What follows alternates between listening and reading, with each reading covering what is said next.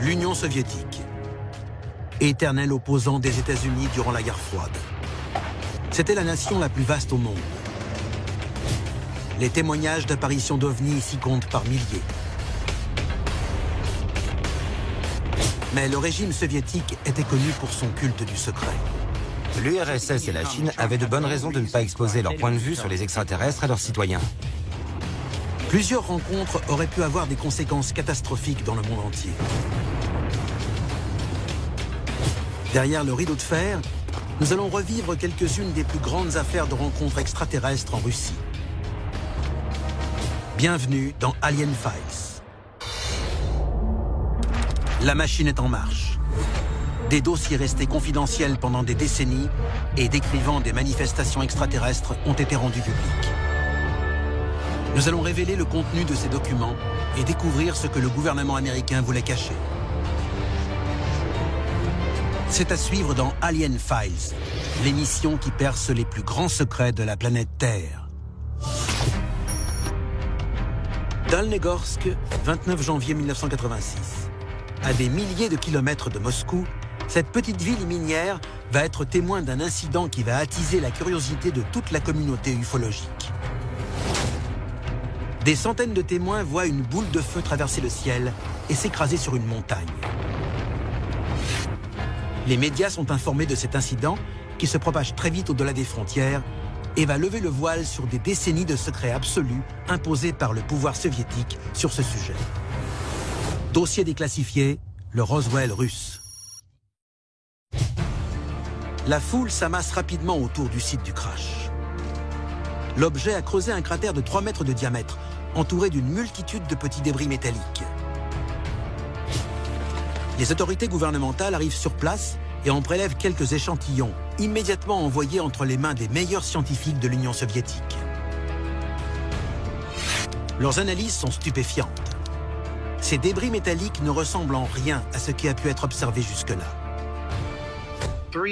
Les débris du crash de l'OVNI ont été analysés par 3 académies soviétiques et 11 instituts de recherche. Il s'agissait d'un type de métal à la structure atomique totalement atypique. Ces matériaux ne reflétaient pas les ondes radar. Certains éléments disparaissaient à la chaleur, tandis que d'autres apparaissaient. Un objet aurait même totalement disparu sous les yeux d'un témoin.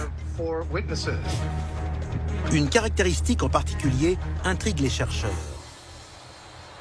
Ces débris ont des propriétés antigravitationnelles, ce qui ne laisse qu'une seule conclusion possible. On peut lire sur un document de la CIA datant de 1989 déclassifié, la conclusion des scientifiques est que l'objet s'étant écrasé est un véhicule spatial extraterrestre construit par des êtres supérieurement intelligents. Un journaliste américain assure avoir réussi à voler certains débris et les avoir ramenés aux États-Unis. George Knapp était le seul journaliste américain à avoir pu se rendre en Russie pour couvrir cette affaire. Il aurait ramené des débris du site du crash. Dès lors, l'affaire est devenue, et reste encore aujourd'hui, le Roswell russe. Ce terme fait référence au célèbre crash d'OVNI près de Roswell, dans le Nouveau-Mexique, en 1947. Une affaire dans un premier temps confirmée par l'armée américaine avant d'être farouchement démentie. C'est cet incident qui a éveillé les consciences à l'ouest de l'existence possible de la vie extraterrestre. Côté est, les soviétiques tentent une approche un peu plus ouverte. En 1967, un groupe d'études des ovnis est formé. Ses dirigeants s'expriment à la télévision pour demander au grand public de leur signaler tout contact avec un ovni ou un extraterrestre. Ils ont été immédiatement débordés de signalements. Mais comme les États-Unis, l'Union soviétique va opérer un brutal volte-face en supprimant le groupe d'études moins d'1 an plus tard, sans aucune explication. Durant les années qui suivirent, les Soviétiques ont maintenu la règle du silence absolu autour de ces affaires. Qu'est-ce que ce groupe a pu découvrir pour forcer le Kremlin à changer subitement d'orientation? Qu'y avait-il à cacher? Les Soviétiques font comme les Américains après Roswell. L'affaire Dalnegorsk est placée sous le sceau du secret. Mais à la fin des années 80, l'Union soviétique adoucit un peu ses méthodes. Le nouveau secrétaire du Parti communiste, Mikhail Gorbatchev, offre une nouvelle ère, celle de la glasnost, de l'ouverture. Les gens n'ont plus peur de parler des sujets tabous. À la suite de l'incident de Dalnegorsk, des dossiers passés sous silence ont commencé à filtrer. Certains ont eu des conséquences fatales. Les ressortissants soviétiques ont assisté à maintes reprises à des apparitions d'ovnis. Mais la plupart des rapports les relatant ont été détruits ou perdus. Il existe une affaire pourtant qui est restée gravée dans les esprits. Dossier déclassifié, l'incident du col de Dyatlov. Mont-Oural en 1959. 9 amis entreprennent de partir en randonnée en haute montagne près du col de Dyatlov. Ce sont tous des montagnards très expérimentés. Peu de temps après le début de leur marche, ils sont surpris par une tempête de neige. Les randonneurs n'arriveront jamais à destination. Les recherches sont lancées. Ce que les secouristes vont découvrir va leur glacer le sang. Ils retrouvent une tente déchiquetée, sans personne dedans. En revanche, il reste les effets personnels des randonneurs.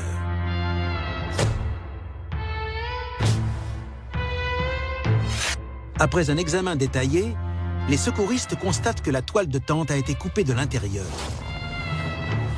Ils suivent des empreintes de pas jusqu'à la lisière d'une forêt. Et là, ils font une découverte macabre. 5 corps, vêtus uniquement de sous-vêtements, sont gelés dans la neige. Tout porte à croire qu'ils essayaient de retourner à leur tente. Selon les autopsies, tous sont morts d'hypothermie. Il semble que le groupe d'amis se soit retrouvé totalement perdu dans le froid intense. Mais les 4 autres corps sont retrouvés des mois plus tard. Et la cause de leur mort vient semer le doute dans le déroulement des faits. 2 d'entre eux présentent d'importants traumatismes crâniens. Un autre a subi un enfoncement thoracique. Une femme a eu la langue coupée. Un rapport final concernant cet incident est classé dans les archives secrètes, où il restera jusque dans les années 90. Mais une fois la classification levée, certains éléments du dossier ont disparu. Certains secouristes parlent de blessures mortelles ne pouvant pas être provoquées par un humain. Ils signalent également des traces de contamination par radioactivité à haute dose observées sur certains vêtements des victimes. Qu'est-ce qui a pu pousser ces 5 randonneurs à déchirer leur tente et à s'enfuir en sous-vêtements en pleine tempête de neige? Comment cette radioactivité est-elle arrivée là? Et à quoi sont dues ces blessures étranges? Plusieurs hypothèses sont envisagées. L'accès de folie dû à l'hypothermie, un meurtre perpétré par les Mansi, une tribu indigène de la région. Au cours de l'enquête, un autre groupe de randonneurs s'est manifesté et a dit avoir observé des sphères lumineuses dans le ciel au moment des faits. Pourtant, les autorités soviétiques vont classer l'incident. Il s'agit pour eux d'une mort accidentelle sans intervention d'un tiers. Beaucoup de spécialistes des ovnis estiment qu'il s'agissait bien d'une affaire d'enlèvement extraterrestre. À partir de cet instant, l'embargo sur la vérité s'est développé. Les soviétiques avaient certainement de très bonnes raisons de ne pas parler des extraterrestres au peuple. Pourquoi l'URSS aurait-elle caché la vérité? S'il existait vraiment un danger lié à des enlèvements par des extraterrestres, pourquoi les passer sous silence? Que pouvait bien cacher le Kremlin? L'incident du col de Dyatlov s'est produit à une période où du secret pouvait dépendre le sort de l'humanité. À la fin des années 40, la guerre froide commence entre l'URSS et son grand rival, les États-Unis. Les 2 nations se livrent à une course à la dissuasion nucléaire. Au début des années 50, des escadrilles de B-52 font en permanence route vers le territoire soviétique. L'ordre de faire demi-tour ne leur est donné qu'au dernier moment.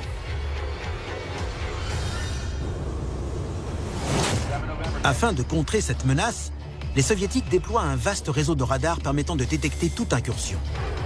Très vite, les écrans affichent autre chose que de simples échos de bombardiers. Des ovnis apparaissent de plus en plus régulièrement près des installations militaires. Ce phénomène va s'amplifier de plus en plus jusqu'à atteindre son paroxysme en 1959. Dossier déclassifié, l'affaire Sverdlovsk. Sverdlovsk, en Ukraine, juin 59. Des radars de l'armée rouge détectent un ovni approchant d'un site nucléaire. Des soldats présents sur la base aperçoivent clairement un appareil de la forme d'une soucoupe en vol stationnaire. Un chasseur tente d'identifier l'aéronef, mais dès son approche, l'ovni s'échappe en suivant une trajectoire en zigzag. Il se met hors de portée de tir à une vitesse sidérante, puis revient à la verticale de la base. Ce face-à-face va durer près de 24 heures avant que l'ovni ne finisse par s'éloigner sans faire demi-tour. Cet incident a été à l'origine d'une crise stratégique qui aurait pu avoir des conséquences terribles. Mais les deux superpuissances sont prêtes à se tendre la main pour conquérir un nouveau territoire. Cette alliance leur permettra peut-être de répondre à la grande question: y a-t-il quelqu'un là-haut? Comme les États-Unis, l'URSS a dissimulé des centaines d'affaires d'ovnis, y compris celles ayant entraîné la mort ou menacé la survie de l'humanité. Mais au cours des années 60, les deux camps choisissent de se lancer dans une nouvelle conquête. Leur soif de puissance pourrait cependant les mener directement à leur perte.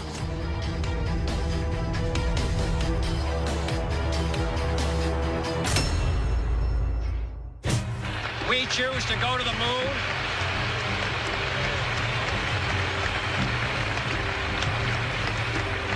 We choose to go to the moon in this decade and do the other thing. Not because they are easy, but because they are hard.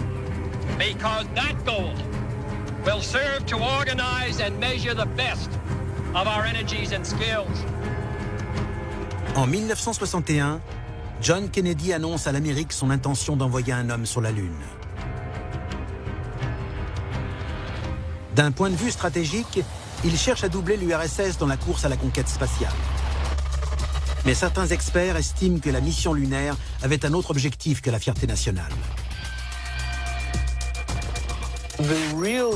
Si John Kennedy a voulu envoyer des hommes sur la Lune, c'est parce qu'il savait qu'une menace terrible planait sur les États-Unis et qu'il devenait urgent de dialoguer avec l'URSS au sujet des ovnis. Depuis le début des années 50, les services de renseignement pensaient qu'il y avait des bases extraterrestres sur la Lune.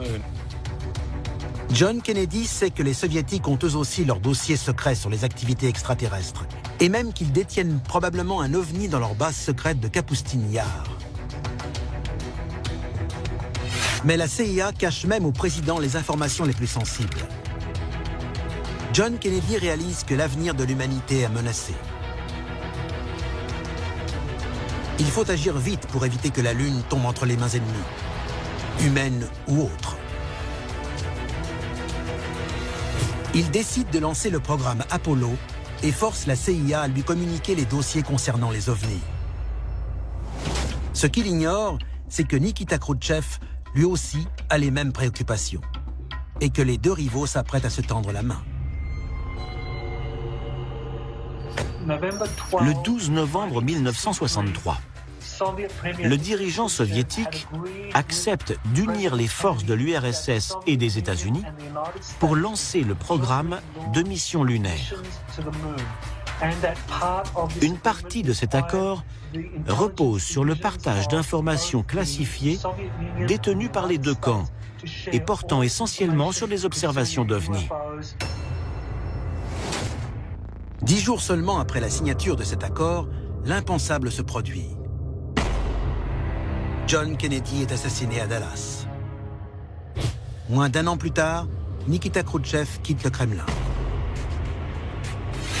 Est-ce une coïncidence ou la conséquence de la volonté de la CIA et du KGB de maintenir le secret autour de l'existence des ovnis? Quelqu'un ou quelque chose aurait-il voulu faire tomber ces deux hommes? Durant les années qui suivirent, les deux nations seront tour à tour confrontées à des situations périlleuses liées à une activité extraterrestre, mais pas dans l'espace. En mars 1967, un ovni apparaît à la verticale de la base d'armement nucléaire de Malmstrom, dans le Montana, rendant son arsenal momentanément inutilisable. C'est le premier d'une longue série d'incidents prenant pour cible des sites nucléaires. L'un d'entre eux va d'ailleurs mettre le monde au bord de la guerre atomique totale. Dossier déclassifié, l'incident d'Usovo.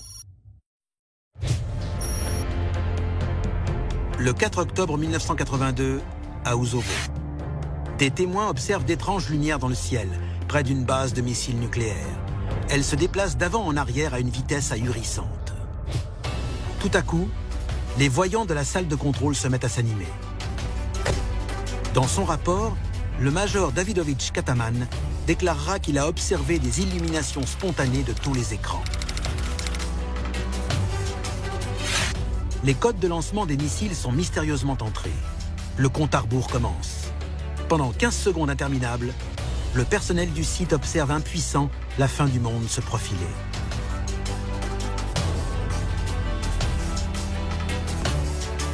Mais aussi soudainement que le phénomène est apparu, il disparaît.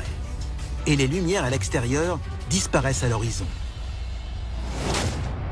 Cet incident soulève une question cruciale. Pourquoi des extraterrestres s'intéresseraient autant à notre arsenal nucléaire? Si l'on en croit certains rapports, des ovnis auraient pu être la cause d'une catastrophe atomique mondiale. Mais ce n'était pas pour autant le premier. En 1967, un ovni aurait désarmé purement et simplement un missile dans un silo de la base de Malmstrom, dans le Montana. Face à ces démonstrations de puissance, les deux superpuissances semblent désarmées. Ces incursions sur nos sites stratégiques les plus sensibles sont inquiétantes. Supposons que des extraterrestres aient vraiment survolé nos installations militaires. Pourquoi le feraient-ils? Quelles seraient leurs intentions? Je pense que s'ils tentent de désarmer notre arsenal nucléaire, c'est pour semer le trouble dans nos esprits et nous pousser à croire que notre armement ne ferait pas le poids contre le leur. Selon John Greenwald, si ces extraterrestres sont là, ce n'est pas pour nous donner une leçon ou nous apporter des réponses, mais pour nous pousser à nous questionner sur la faiblesse de nos défenses. Et si ces êtres s'intéressent à ce point à notre armement, c'est peut-être pour préparer quelque chose qui va au-delà du simple contact amical entre deux mondes.